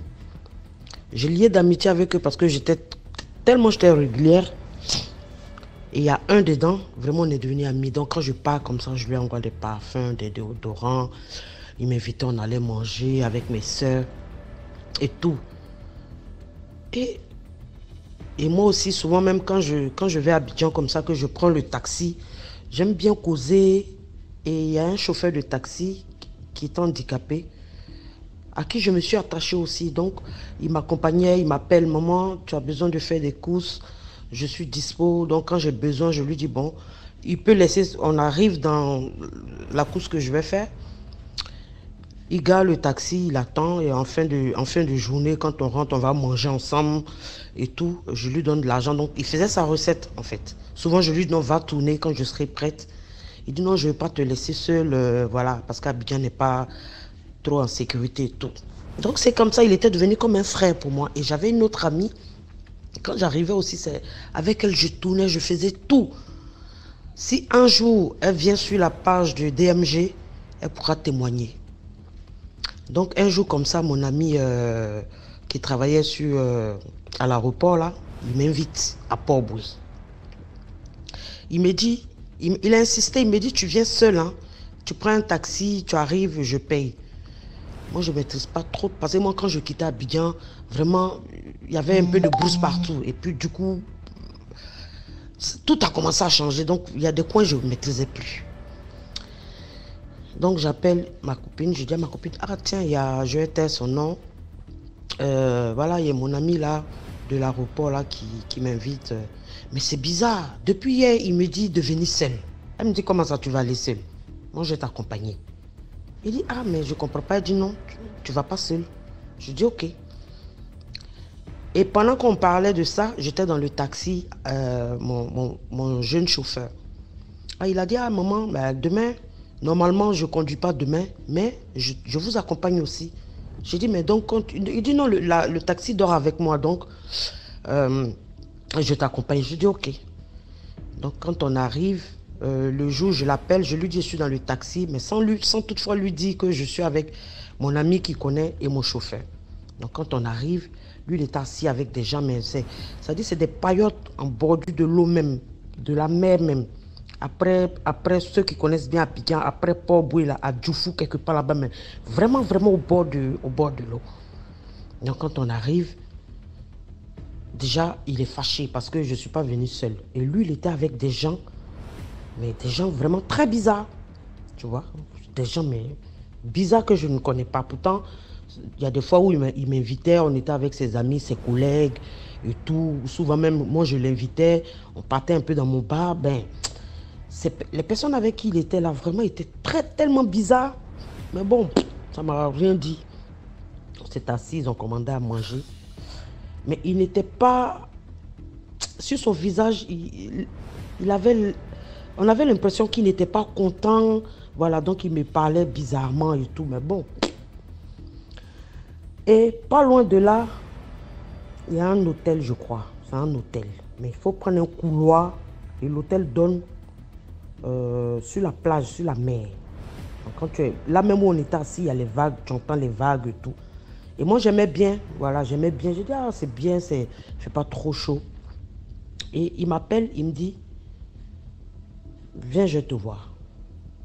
Donc, je me lève et il me met la main sur l'épaule, quoi. On marche, bon voilà. C'est mon ami, donc ça m'inquiète pas plus que ça. On prend le couloir et je sais pas si je vais appeler ça une vision ou bien quoi, mais j'ai eu comme l'impression qu'on voulait me tuer. Mais je suis resté bloqué et ma tête a grossi. C'est comme si j'ai vu des couteaux, j'ai vu des gens des couteaux. Mais je suis resté peut-être 30 secondes ou 1 minute, mais je n'étais pas moi-même. Et puis, en même temps, j'entends ma copine derrière. Ah, c'est ici, vous êtes venu. Et il a enlevé sa main sur mon épaule. Et le chauffeur aussi a suivi ma copine. Et la vision que j'avais vue, je vois une fille sortie d'une chambre sur un plateau. Il y a des couteaux, comme s'ils avaient servi du café ou je sais pas, de la nourriture dans les chambres. Mais c'était la fille qui est sortie avec le plateau. C'est ce que j'avais vu en fait. Donc je suis resté là un moment. Et puis ma copine, elle me demande, ça va? Je dis oui, ça va.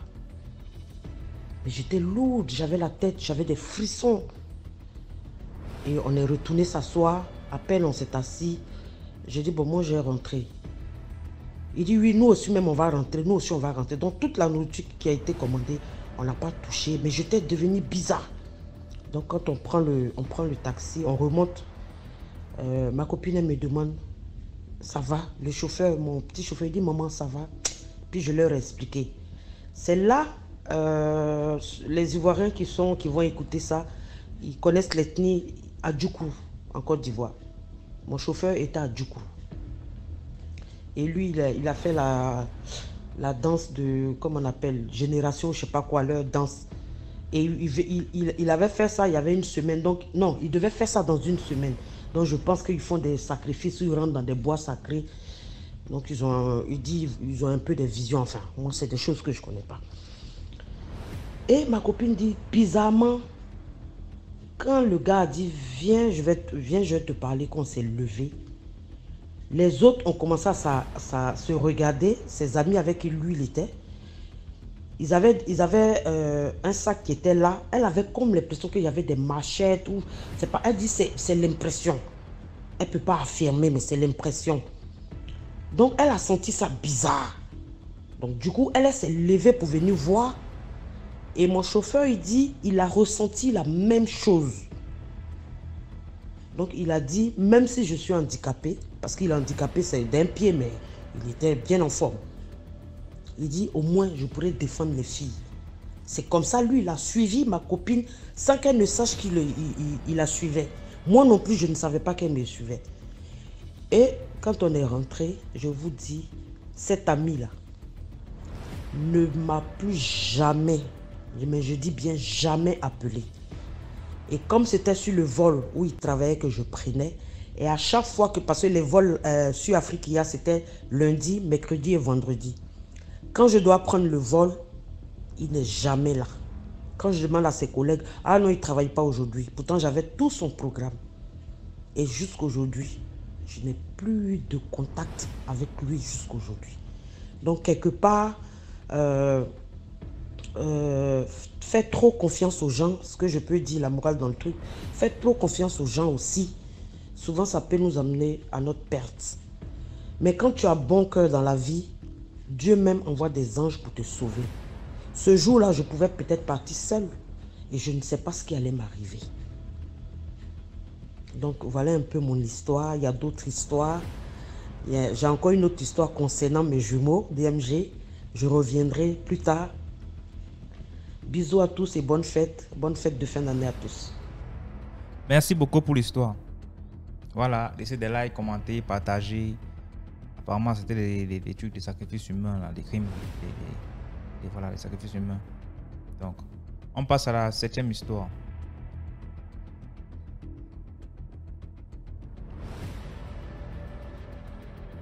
7e histoire. Voilà, donc j'ai retrouvé votre chaîne pendant que j'étais en train de fouiller sur mon portable, enfin disons sur mon ordinateur, et j'ai découvert qu'il y avait des histoires mystiques sur votre chaîne. Donc j'aimerais vous raconter une histoire que j'ai vécue dans le passé. J'étais dans mon village. Pendant que je dormais, je savais que dans mon songe, il y avait des bœufs qui me poursuivaient. Et d'abord c'était des chiens, après des bœufs. Je courais et je suis rentré dans ma chambre. Pendant que je dormais, dans le même songe, un chien qui aboie dans la fenêtre. Alors que dans mon village, il n'y a pas de chien, parce qu'on n'élève pas les chiens. C'est interdit. Alors, à un moment donné, je me suis réveillé et je suis sorti pour aller faire pipi. Et je me rends compte qu'en ouvrant la porte, il y a quelque chose, c'est comme si je me suis dépassé avec une personne. C'était la nuit, mais là, je ne dormais plus. Alors, je suis allé faire pipi, et puis je suis revenu. Mais la personne, l'esprit que j'ai raconté, c'est-à-dire la personne ou ce que j'ai raconté, cet esprit est rentré dans la chambre de mon frère. Parce que c'était une grande maison. Alors quand je suis revenu le matin, je me suis réveillé et j'ai raconté cette histoire-là, ce songe.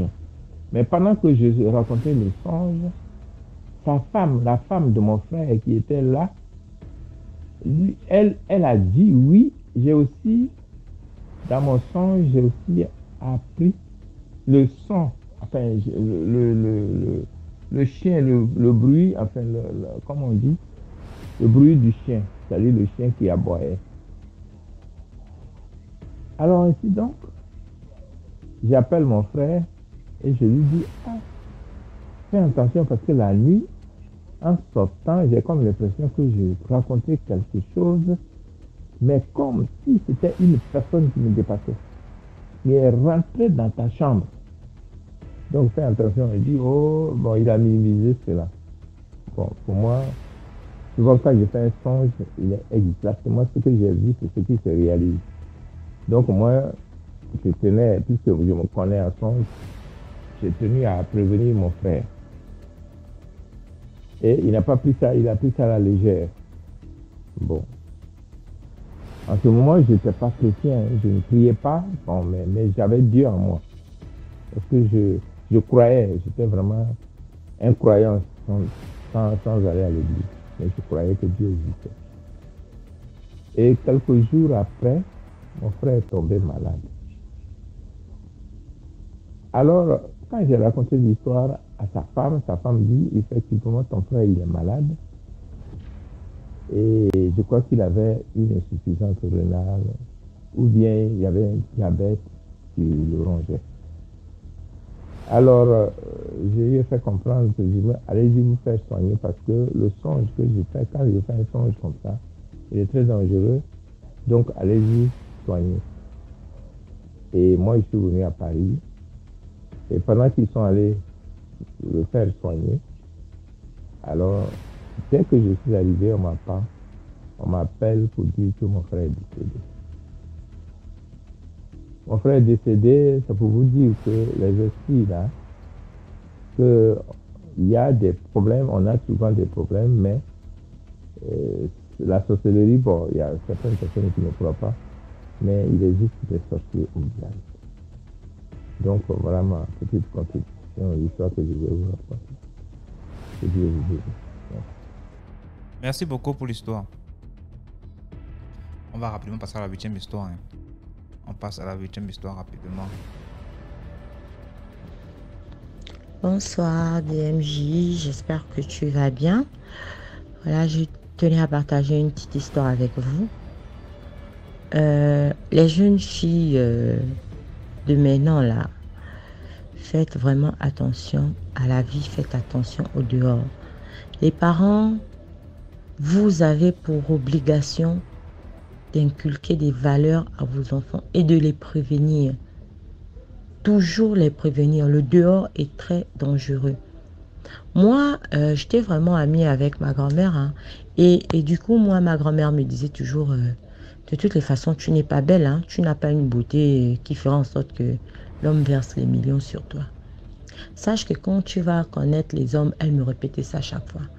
Quand un homme va te donner beaucoup d'argent, là, sache que tu auras ton cercueil, tes funérailles, et nous, on va rester avec la monnaie.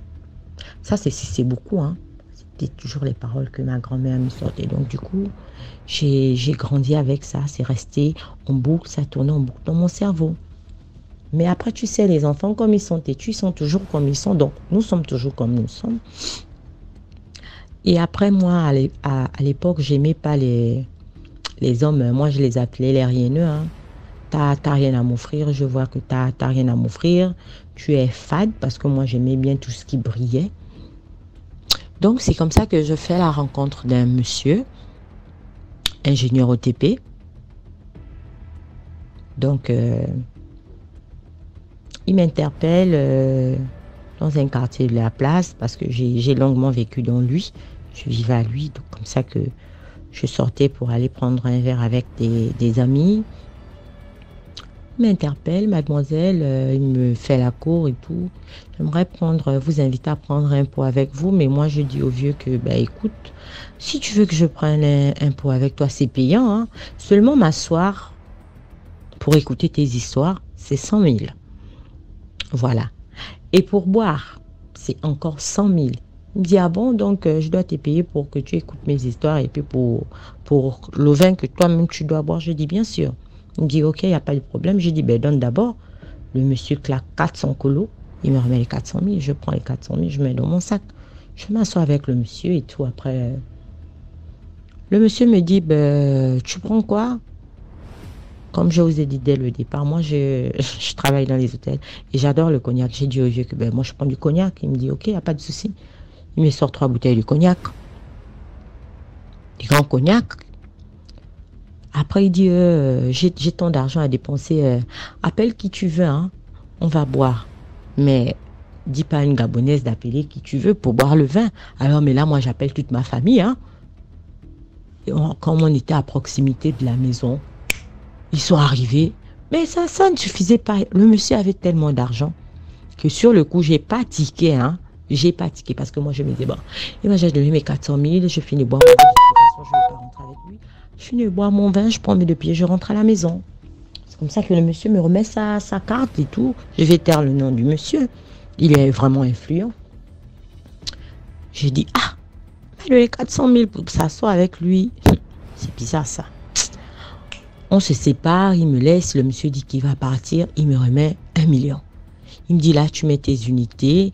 Comme j'ai remarqué que ton téléphone n'est pas vraiment à la mode, je te prends un joli petit téléphone, tu mets les unités et tu me rappelles quand tu vas bien te reposer. J'ai dit d'accord. Donc, je me retrouve en une soirée avec 1 400 000. Je cogite d'abord qu'il est là. Ça veut dire que le papa là, il a l'argent. Je sens qu'il va me mettre à l'aise. J'ai fini les 1 million là, 1 mois plus tard. Je rappelle le vieux. Bonjour monsieur et tout. Et tu dis, mais j'attendais ton appel et tout et tout.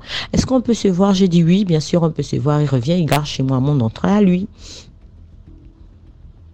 À l'entrée du Cotton Club, quand le monsieur gare et tout, il m'a amené dans les restaurants, on allait en boîte, tout ça là. Il m'avait jamais dit qu'il voulait sortir avec moi. Hein. Un jour, il me dit, il va me remettre 3 millions ou 4 millions. Il veut qu'on aille à l'hôtel et tout. J'ai dit, mais moi, je t'ai dit que moi, je ne veux pas sortir avec toi. Hein. J'aime pas les vieux. Non, c'est pas pour sortir avec moi. Tu t'allonges juste à côté de moi, ne fais rien. J'ai dit, pardon.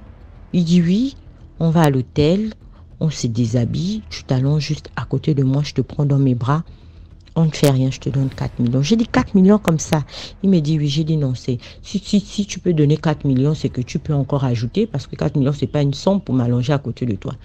Il dit oui, puisque toi, tu n'aimes rien faire, donc je préfère que tu t'allonges à côté de moi, je te donne 4 millions. J'ai dit au monsieur, je veux pas. Il me dit 8. J'ai dit je ne veux pas. Il dit ok, d'accord.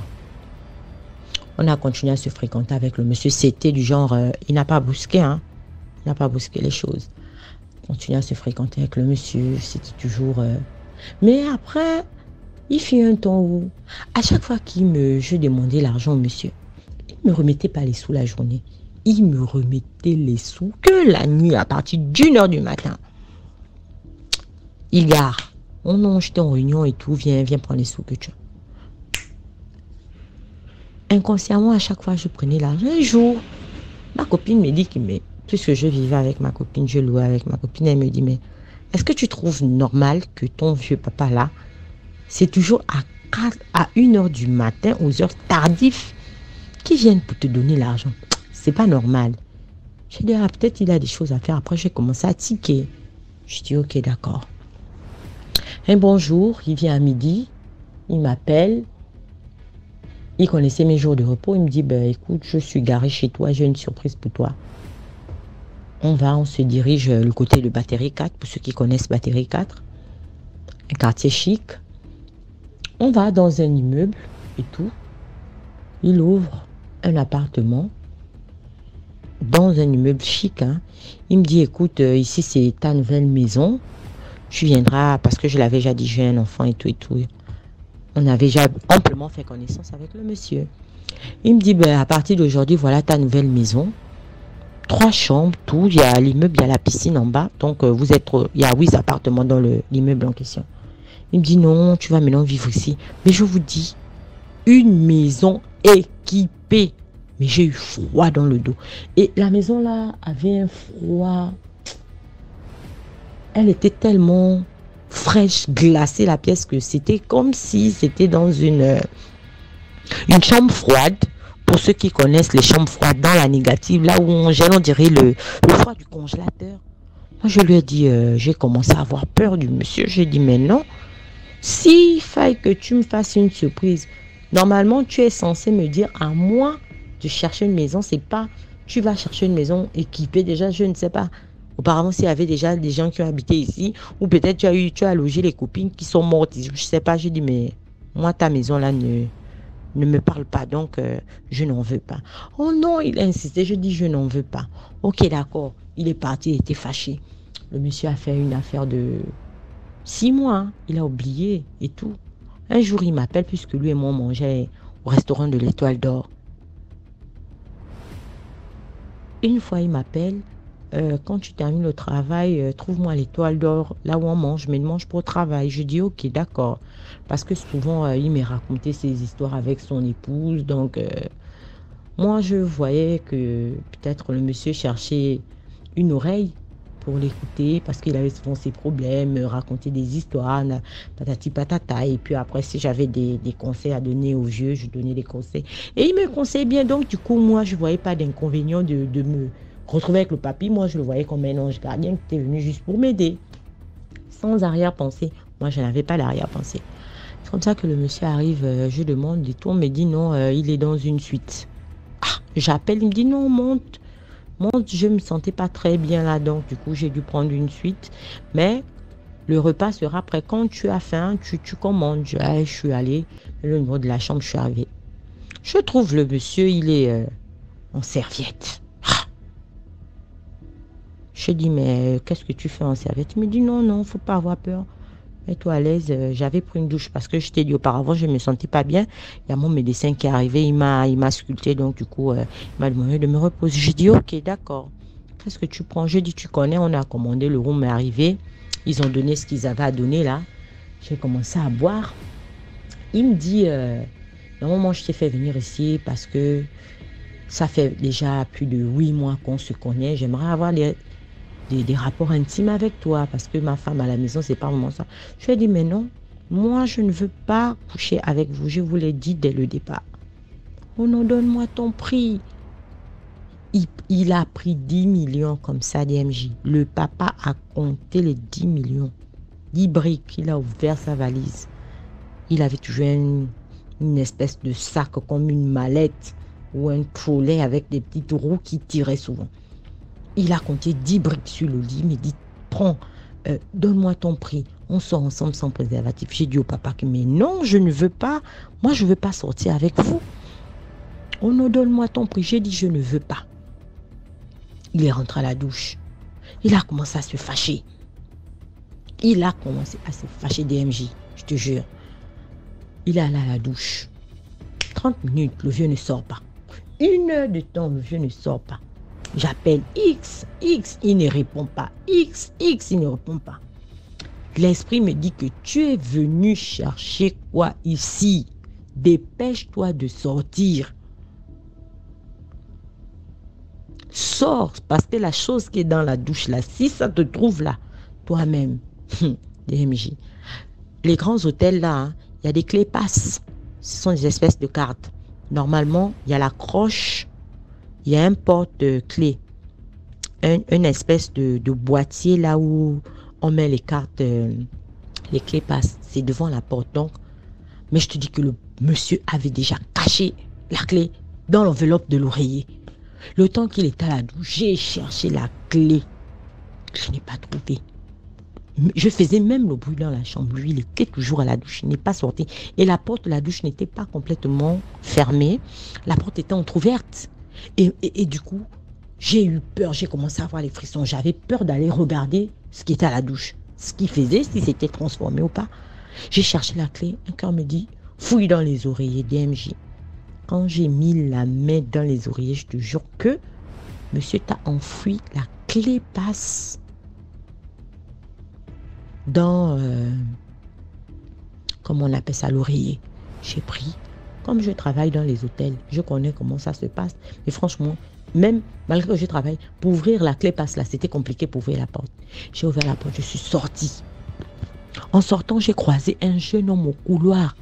Il me fait signe, ne passe pas par là-bas, ne passe pas, viens, viens. J'ai tremblé, il me dit, non, non, je travaille ici, là.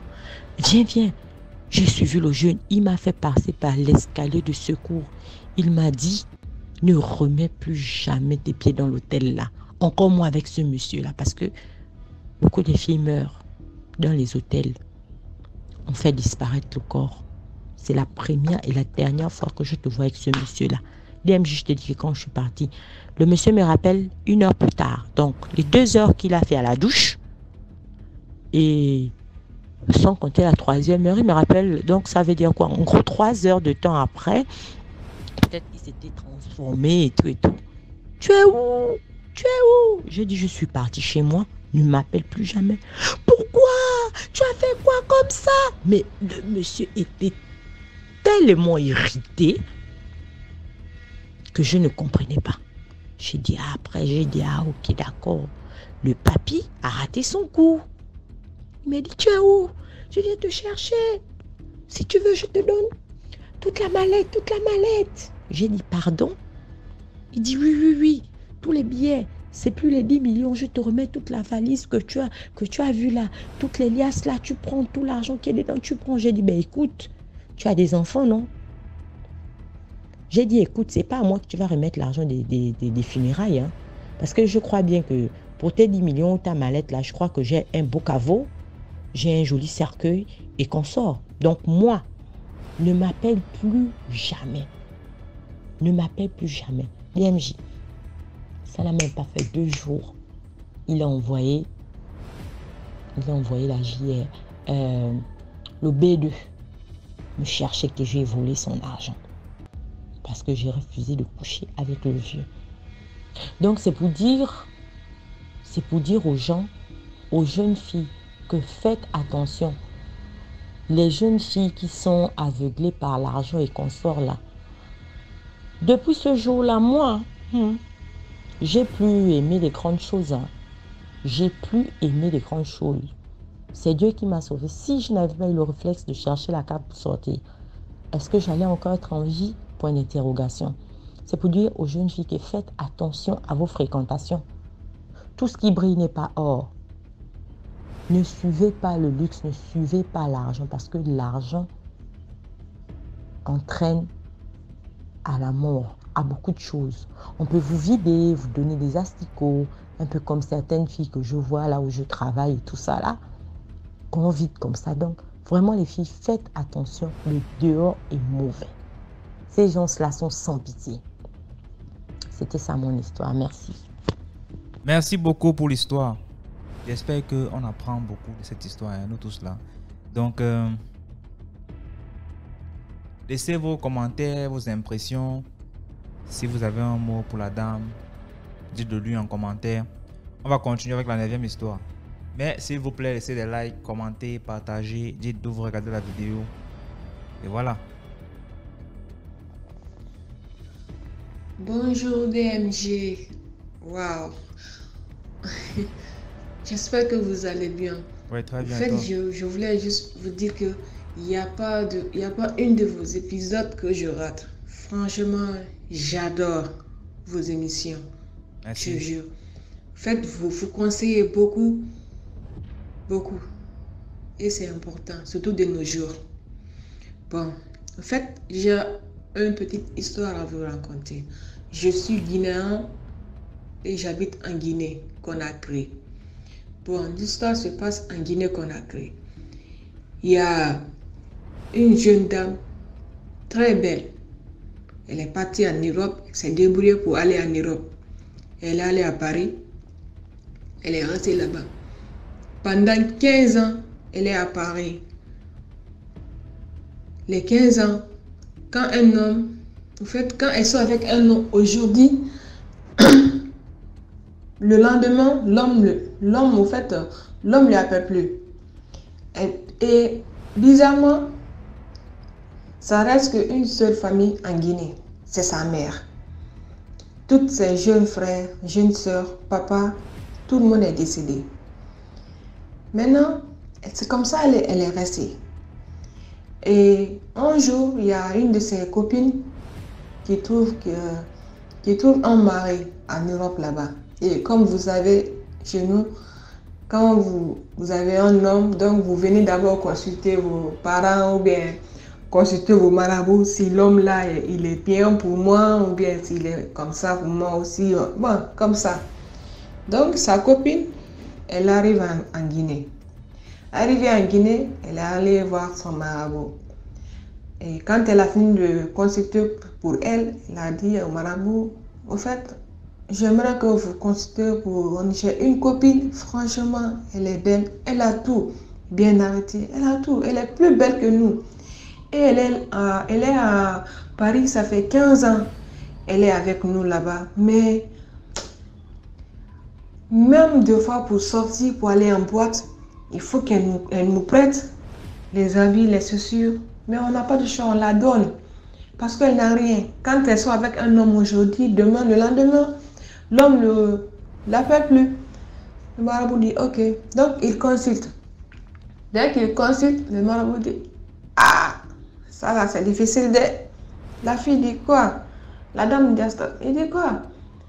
Il dit ah, ça là, c'est personne d'autre. C'est sa maman. Ah. Elle était ébahie, elle dit, j'ai dit, vous avez bien consulté. Il dit, ma fille, c'est pas aujourd'hui qu'on s'est connus. J'ai dit, c'est sa maman. Sa maman, elle est une sorcière. Sa copine, c'est-à-dire, telle qu'elle connaît sa copine de Paris là, la monnaie dont elle tient sa maman, même si elle gagne 2 € aujourd'hui, le lendemain, elle met ça sur Western Union, elle l'envoie à sa maman. Parce qu'elle se dit que c'est elle seule qui reste pour elle, quoi. Tout le monde est parti. Le marabout dit, ok, il faut te connecter, tu l'appelles, moi-même je vais la parler. Ah, la femme dit, voilà, tu as trouvé. C'est comme ça, elle s'est connectée. Elle appelle sa copine. Elle dit, ma copine, bon, comme je t'avais dit, bon, je suis chez mon marabout, j'ai consulté, et bon, moi j'ai fini pour moi, mais il a quelque chose à te dire. Il dit, ok. Donc le marabout tient le téléphone et puis il commence à parler à la femme. Il dit, ça va? Il dit, ça va. Il va bien, ils ont bien, ils sont bien salués. Après, il dit, j'aimerais te dire quelque chose. Il dit, marabout. Il dit, avant ça d'abord, avant que vous me parlez, il dit, ça fait 15 ans que je suis à Paris. Même ce que je mange, c'est difficile. Elle dit, je sais pas. Ce qui m'arrive. Le marabout dit, oui, je sais. Ta copine, elle m'a tout dit. Il dit, mais je vais te dire quelque chose. Est-ce que tu es courageuse? La femme dit, ah, papa, est-ce que courageuse? Sinon, qui peut faire 15 ans ici avec tout ce qui m'arrive? Il me dit, ok. Est-ce que si je te dis quelque chose, tu vas me croire? Il dit, marabout. Il dit, bien sûr, je vais te croire parce que ma copine me parlait tout le temps de vous. Il dit, ah, ma fille. Il dit, ah, ouais. Tiens-toi bien. Le marabout d'abord. Le marabout la pose une question. Tu es assise ou bien tu es debout? Tu es arrêté? Il dit, non, je suis assise, donc assis-toi bien. Il dit, ça là, ma fille. Personne d'autre te fatigue. En fait, tout ce qui t'arrive, c'est ta maman. Mais avant ça d'abord, le marabout lui avait dit, est-ce que si je te dis, celui qui te fatigue, celui qui te fait, celui qui t'a lancé cette sorte, tu vas rembourser pour toi? La femme lui a dit, hein, que même si c'est ma propre mère, renvoie-le. Le mari lui a dit, ok. C'est comme ça qu'elle a dit, maintenant, assis-toi. Quand elle s'est assise, maintenant le mari lui dit, c'est ta maman. Elle a fait d'abord 5 minutes. Elle ne parlait pas. C'était là, bouche bée. Puis elle dit, papa, vous dites? Il dit, c'est ta maman. Elle est une sorcière. Elle dit, waouh. Ok, il n'y a pas de souci. Marabout, j'ai fait 15 ans, je suis à Paris. Un homme me trouve aujourd'hui, demain, c'est fini. Même ce que je mange, difficile. Même si je gagne 1 euro aujourd'hui, papa, c'est un moment que j'envoie. Je suis dégoûtée. Le marabout dit, ma fille, qu'est-ce que tu veux? Parce que même moi, je sais ton histoire. Quand la fille dit, papa, faites ce que vous voulez. Hop, feu vert était là. Je jure, DMJ. En plein 14 heures, la dame était là. Elle vendait, je ne sais pas, quelques fruits. Plein 14 heures. C'est comme ça on l'a lancé le soir. Et elle a commencé à lever ses pagnes. C'est sûr. Elle a commencé à crier. Oui, laissez-moi. C'est moi qui ai fait. C'est moi qui ai fait.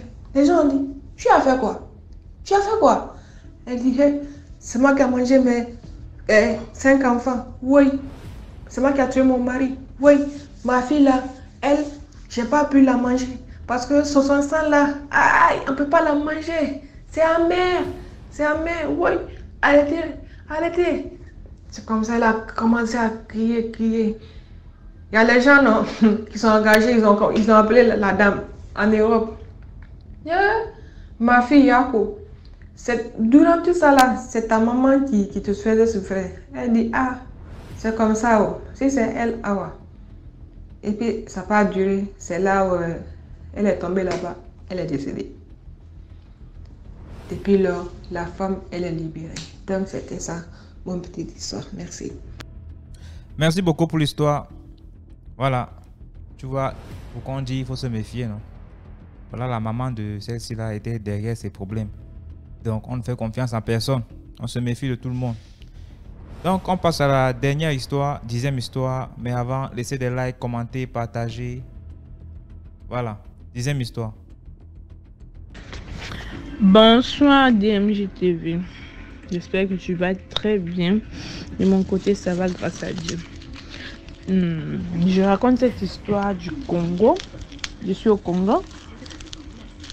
Mais cette histoire s'est passée au Cameroun il y a de cela peut-être 6 à 7 ans.